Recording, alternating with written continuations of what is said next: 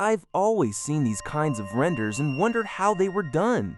I spent the last 2 days trying to figure this out, and I finally found a way that works, even on my shitty PC.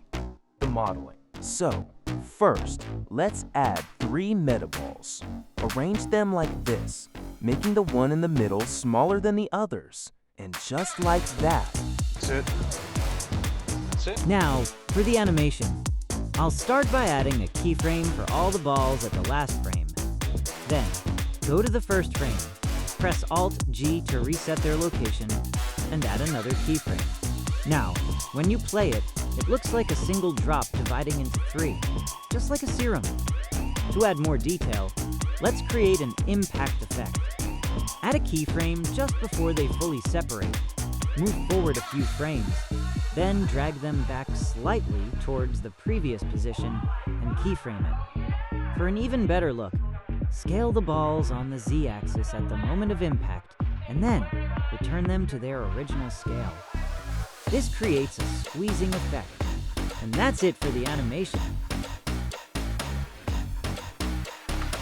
Now, for the bubbles, the part that almost drove me insane, but it turned out to be very simple. Add a sphere and go to the particle system. Set it to hair and reduce the number to 100. Under the source settings, switch emit from to volume. Now, in the render tab, change render as from path to object. Then select a small sphere as your instance object. And here's a pro tip for you.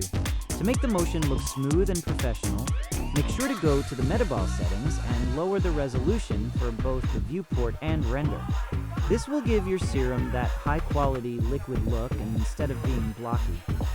Make sure to uncheck Show Emitter in both the render and viewport display settings. Finally, duplicate this emitter and parent each one to the metaballs using Ctrl plus Keep Transform. Now the bubbles will follow the movement perfectly.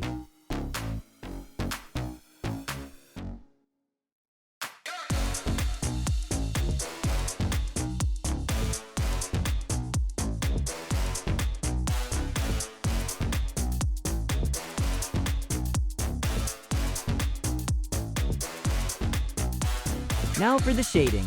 Set the roughness to 0.2 and the transmission to 1. Make sure the base color is set to pure white. To give it that realistic serum depth, add a volume absorption node. Choose the color you like and play with the density until you get the perfect look. And that's it. Your serum is ready. Finally, let's set up the lighting. Add a plane behind your bubbles.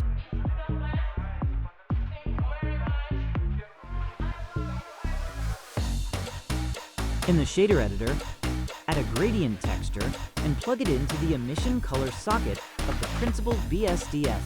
Then adjust the strength. You can rotate the plane to position the gradient exactly where you want it. Lastly, add a color ramp between the texture and the shader to customize the colors.